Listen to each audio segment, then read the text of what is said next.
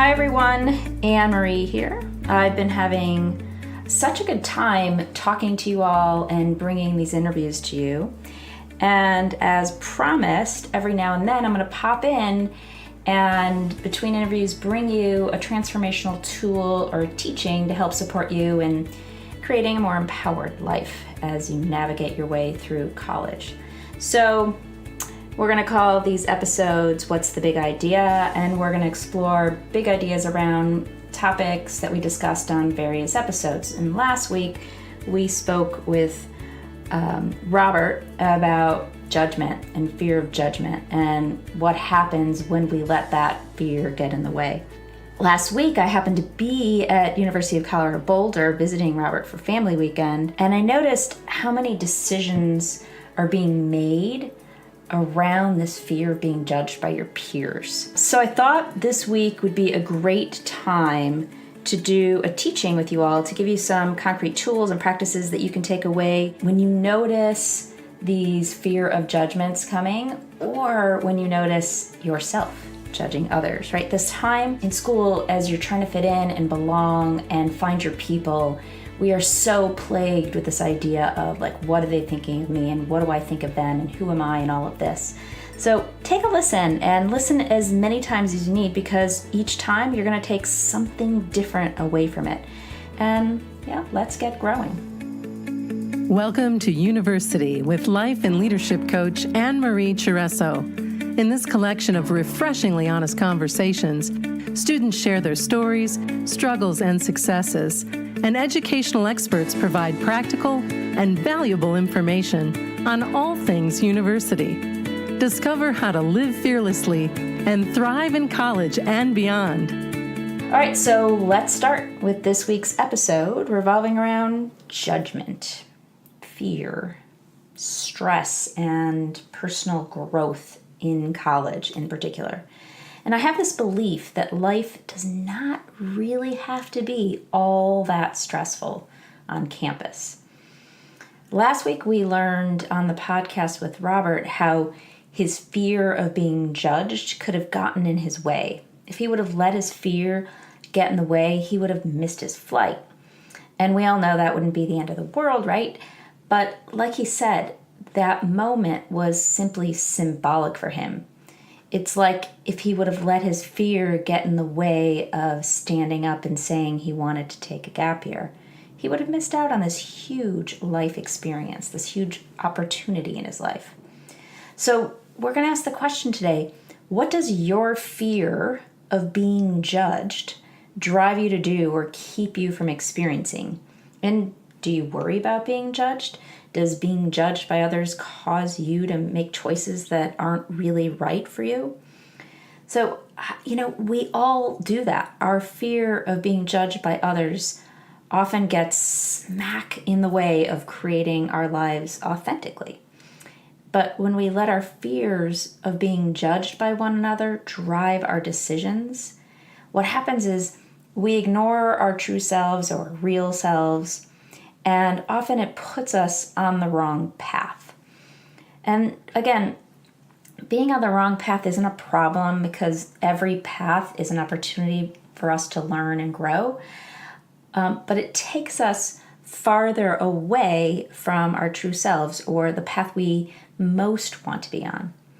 And it can be as simple as something like what clothes we're choosing to wear, or as great as what career choice we're making. When our concern about others judging us plays a role in making the decisions that we make, we're drifting away from our truest selves. So think about it. Like, how often do you get dressed thinking about what others are thinking about what you're wearing? Or you're majoring in something because you think that's what your parents want to do or what society says. Or you do something your friends are doing because you want to be liked and accepted. It makes sense. We all do this. But because our fear of being judged and not accepted by others threatens our basic need for security and survival, this fear is toxic, and it drives us to do harmful things that take us away, once again, from our authentic or our true self. And we do it all the time. And we can't make it a problem. We can't actually make this wrong or bad, but we can learn a few things from it. And that's kind of what we're here on this podcast to talk about. We're here to talk about how we can build awareness. And when we start to recognize our fears, in particular our fears of being judged, we can begin to listen to them and learn from them. We can make our fears our friends and our allies in our personal growth. And I believe that's what college is actually all about. It's about getting to know yourself and growing into the best, most alive version of yourself, right? So I imagine it's easy to say, just don't worry what others think. Just do what you want. But this is not actually how we humans work. We can say don't worry about it, but unconsciously we're actually worried about it. So the trick is getting to be friendly with that unconscious fear that's driving us. And funny enough, we're back to my favorite theme again, which is this idea of self-awareness. So I want you to pay attention to these 4 next steps that I'm going to share with you. And these are your 4 steps to using when we're facing this idea of being afraid of being judged. And this is what's going to help. This is what will help serve us in building our self-awareness. So first things first, always notice when you're afraid. And you can notice this because there are physiological signs to pay attention to in your body. Fear's a somatic experience. So think back to the last time you did something you were really afraid of, like riding a scary roller coaster, or for me, it would be speaking in front of large groups, or maybe it was just moving into school or some place where you took a risk.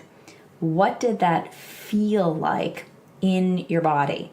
For me, my stomach gets all knotted up. Adrenaline starts to move through my body. My muscles get tense and constricted. Sometimes my jaw even clenches up. And my breath gets constricted. My breath doesn't move easily and freely through my body. The second thing you'll do is you're going to just name it. Like, I'm afraid. And that may even just be name it in your own head to yourself. And maybe you have someone you really trust and you feel comfortable with sharing that with, and you can name it to them. But by acknowledging what is, which is, right now I'm afraid of being judged. By acknowledging what is, you're practicing being present or conscious or aware. So we'll be using all 3 of those words on this podcast, and they essentially all mean the same exact thing. You choose whatever you like to use, present, conscious, aware. But when you're acknowledging what is, then you're practicing the art of presence, of consciousness. You're practicing being awake or aware. Third thing, simply accept it. So you'll notice when you start to name it, the fear, you're almost immediately going to want to do something about it. You're going to want to make it go away, or you're going to want to distract yourself from it. We call this a drift move. We talked about that a couple of weeks ago on a podcast. I think it called Catch the Drift. So rather than drift, see if you'd be willing to take one simple breath of acceptance and simply allow yourself to be with that fear. Allow yourself to be afraid. Remember, it's not a problem or something to fix. It's actually your ally. And if you don't accept it, you'll never be able to shift it. So the key really is acceptance. So when you're noticing fear in you, the fear of being judged, don't try and deny it. Don't try and push it away. Don't try and do anything about it. Simply accept it. All right, now the 4th step is the fun one. And the 4th step is get curious. So fear is actually a useful and really, really valuable emotion. There's tons of wisdom in it. Get to know your fear by getting curious about them. So is your fear saying, nope, not a good idea to walk down that alley late at night by myself? Or don't do that because someone might judge you. Know the difference between your wise fear and your irrational fear. So wise fears keep you safe, and irrational fears lie to you. They tell you that other people's thoughts, other people's opinions, other things matter more than your own. These fears teach you not to trust yourself. They tell you that it's important to do and be something that you believe others may want so you can feel accepted. And we all do it, but it gets us in trouble because it's lying to our own selves. It takes us away from our most authentic self. So the thing to remember is that your opinion, your beliefs matter more than anyone else's. They're there. They're your North Star. They're guiding you to your most aligned, most authentic, most true self. Now, I know that we all have this need to feel accepted and loved and part of a community, and I am not suggesting that that's not important. We definitely need that. That's part of Maslow's hierarchy of needs. But we must have our basic needs met before we can move on and really be self-actualized. So most of us are fortunate to be focused on the psychological needs. Our basic needs of food and warmth and water and rest and all of that are met. Our needs for safety and security are met. But our psychological needs, these needs for belonging and love, intimate relationships and friendships, self-esteem, prestige, feeling of accomplishment, those needs, those are the ones we're most focused on. And we cannot be truly fulfilled and self-actualized if we haven't first met our basic needs of, those psychological needs of belonging and self-esteem. And these needs we have to take responsibility for getting met on our own. No one else can actually do that for us, unfortunately. That's where we come into play. But because those psychological needs are so important, they're so fundamental to self-actualization and self-fulfillment, we tend to get really wrapped up in them. We're really tied up in getting those needs met. And the problem is we have these irrational fears about belonging and love. For instance, we believe we will not survive if we're not accepted by others. So we're unconsciously driven to do anything and everything to be accepted, even if it means doing things we don't really want to do. So our job is to really pay attention to self-acceptance first, self-awareness first, so that we're open to creating authentic relationships, authentic friendships. And then we are truly having the experiences of belonging and love, which is the second part of Maslow's hierarchy of needs. So our irrational fear of being judged by others makes us do crazy things, say and behave in crazy ways that we don't always really want to. But this desire to be accepted is so huge, and we're really all unaware of it. So when you do this, when you allow the irrational fear to drive you, you rob yourself of the opportunity to find and connect with the people you're most likely aligned with. So when you show up authentically, then you stop letting your fears of being judged to get in the way. You attract the friends and the people that you're like, and you create a life experience you really, really love. So each of these small moments gives you an opportunity to practice and learn. Like in Robert's case, that moment where he stood on the guardrail and asked to skip ahead in the line so he can get on his flight. His fear of being judged by those people weren't driving him as much as his desire to get on that plane. And he was more aligned with himself and his own desires than he was focused on other people's fears. The same for standing up for taking his gap year. His desire to do what he felt was best for him, that was stronger than his desire for pleasing others or being accepted by others. And, I was there every step of the way with him. I remember how much pushback he got from everyone and how hard that was.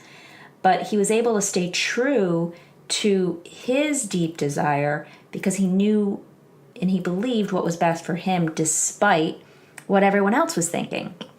And so this is where real courage comes in. First, you have to be aware of what you most want and most desire, and then you have to be willing to stand for it no matter what.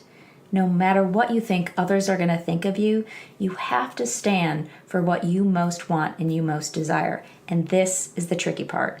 So most of us don't even get to the point of knowing what we truly want because we're afraid we'll have to stand up for it. So we'd rather not.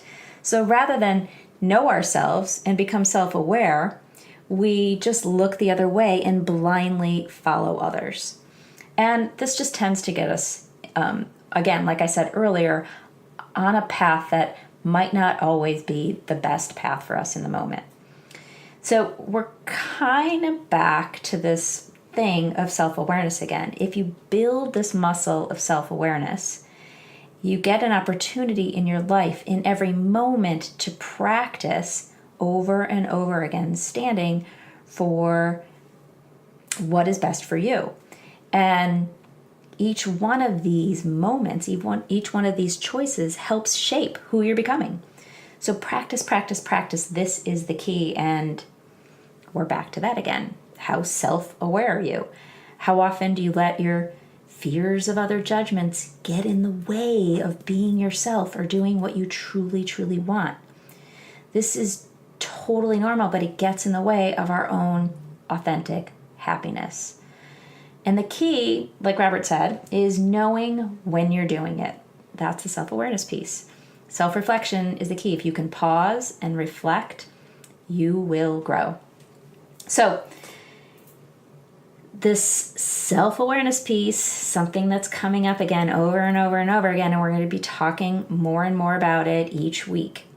The idea is, can you build your own self-awareness? Can you know yourself well enough to know when your fear of being judged is causing you to do something you really don't want to do?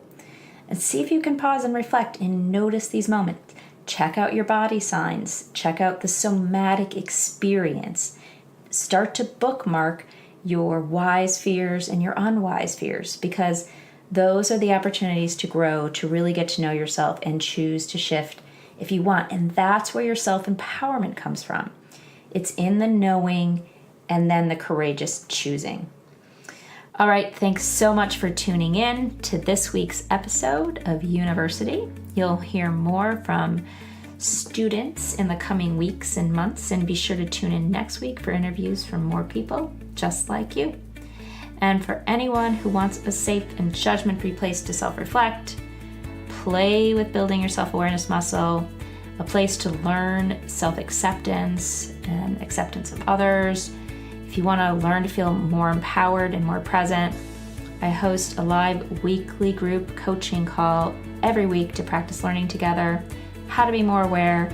You'll learn tools not to compare yourself to others and ways to support you in dropping your fear of being judged, so ultimately you can be free to be yourself. Calls are Thursdays, 4 to 5 Central Time. We meet on a video platform called Zoom. You can join from your phone or computer, and you can drop at any time, and your first time is free. So for more information, click the link below or reach out to me at annmarie@bringithome.me. And don't forget to follow us if you haven't already. I'd really love it if you'd follow us on Instagram at university.u, Facebook at university, and Twitter at universityu. Thanks for listening to University. If you like what you heard, the best compliment you can give us is to share this podcast with a friend. And be sure to leave us some stars and a favorable review at iTunes.